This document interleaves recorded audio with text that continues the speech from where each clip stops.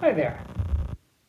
If you watched the video previous to this one, I offered some food for thought as to why it seems debate and disagreement these days often leads to a sort of shouting match. I'll put a link to that video in the description below if you want to go check that out if you haven't. Today, I want to offer some food for thought about how we can actually disagree and debate well.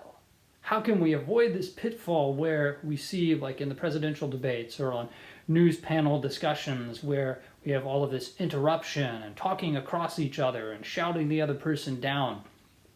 How can we avoid that and go to something that is perhaps more helpful? So that's what I want to reflect on today as some food for thought.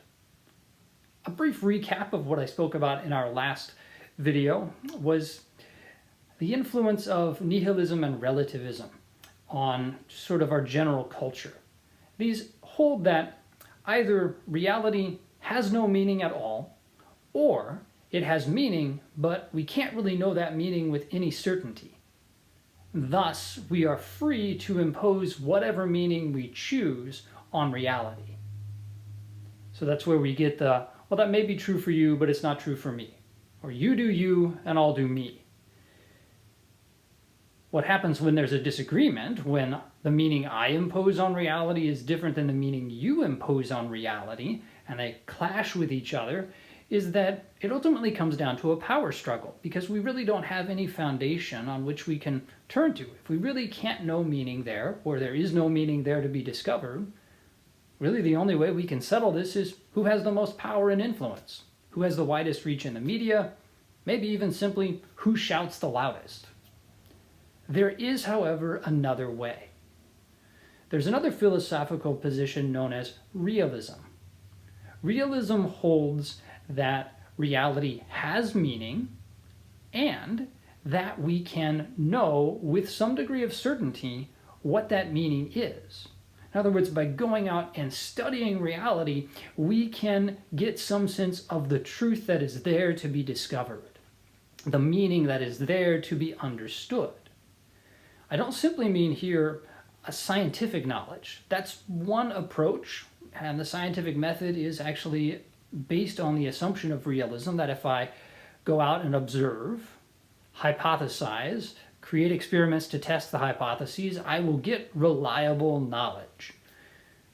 Realism also, however, embraces the questions of truth, questions of morality and ethics, that even here, studying reality, we can with certainty know what is true, what is good, what is bad, what is evil. This is the position that Catholics and other Christians hold. We are realists. It's also the position that many other people hold. And I think most of us deep down kind of have a sense that there's probably something to this. I'm reminded of an example that a bishop I knew used. He's now deceased, but he was speaking to us. I was a seminarian at the time, studying for priesthood, and he had a frying pan in one hand and an egg in the other hand. And he went on and on about how this egg was a hard-boiled egg and how great hard-boiled eggs are, and so on and so on and so on. And then finally he took the egg and threw it into the pan. And egg white and egg yolk splattered everywhere. And his response was, "Oh, I guess my word has no power to change reality." We all somehow have a sense of that, I think. That I can say, you do you, and I'll do me, and what's true for you may not be true for me. But there's a part of me that kind of thinks maybe that's not really accurate. Maybe there's a part of me that even kind of wishes that that isn't the case. Realism holds that we can actually know reality. We can know that that's a hard-boiled egg, or that it's not a hard-boiled egg. And no matter what anyone might say, that reality doesn't change. We see this reflected in the way that the Church defines dogmas and doctrine. In doing this, Holy Mother Church doesn't declare something to be true and make it true that wasn't true before. What she does in defining a dogma or doctrine is give a definition, an articulation, a way of speaking about a reality that has always been true. Take, for example, the Trinity. The Council of Nicaea articulated the dogma of the Trinity, that God exists as three divine persons, sharing one divine nature. This was done in the year 325. So it's not like in 325, God suddenly started to exist as Trinity and didn't before that. God has always existed as Trinity, always will exist as Trinity. It was at the Council of Nicaea in the year 325 that that was actually articulated by the church and recognized to be true. So that's what the church does when she declares a doctrine or dogma. Those are some examples of how realism works. Realism also then becomes the basis for being able to debate or disagree well. It first of all clarifies the purpose.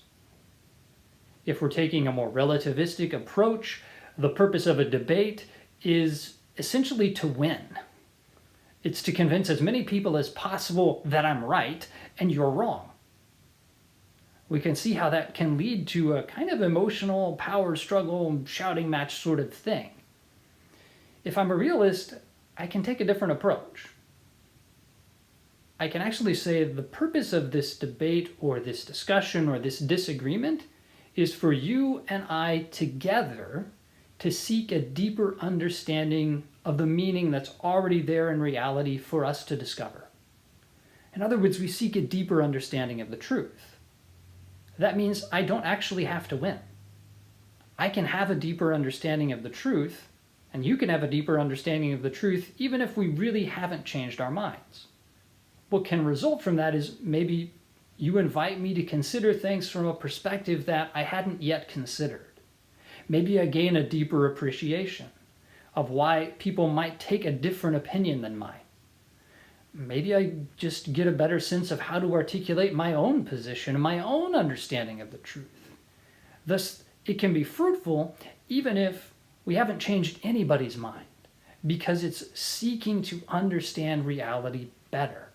And that's always helpful, regardless of whether we really convince someone that what I hold to be true really is true. Other things that can be helpful, in addition to clarifying the purpose, remembering that we're seeking a deeper understanding of reality, that's what we're about here, is to consider how charity comes into play. Since I don't have to win, I can be actually a lot more charitable in this. I can, first of all, assume that you have good motives. You're not out to try and undermine society or start some cultural revolution or destroy my faith or lead people astray. You, like me, are seeking to understand reality so that we can live in the truth. So I assume the best possible motives. That is one way of disagreeing well. You may notice some of the older ways of debating. There were these sort of conventional phrases where they might say things like, my worthy opponent, or my esteemed colleague. If they're in a parliamentary or legislative assembly debating, they might say, well, the worthy member from Sussex has this to say. These conventional ways of speaking reminded the speakers that we're dealing with persons and helped them to do something else that's very helpful. In addition to assuming good motives on the part of the other, I should avoid personal attacks. So these conventional ways of speaking were ways of sort of maintaining a basic level of civility in the debate. Avoiding personal attacks. That's really important. We don't get really good examples of this in the world around us. The ad hominem, the attack against the person, is so common today. And it really hinders us from being able to disagree well, to together seek a deeper understanding of the truth. Because I personally attack you, you personally attack me, and now we're in a power struggle and a shouting match, and it's not going to be helpful or productive for anybody. So if we can avoid the personal attack, that can be really helpful in learning how to debate and disagree well. I was reminded of this with the passing here recently of Supreme Court Justice Antonin Scalia and then Justice Ruth Bader Ginsburg. Many commentators remarked that these two had a good friendship. And many were puzzled by this because Scalia and Ginsburg really didn't agree on most anything. They didn't even agree on how to interpret and apply the United States Constitution. So many wondered, how on earth could these two be friends? I think it goes back to something that Justice Antonin Scalia had said. I attack ideas. I never attack people.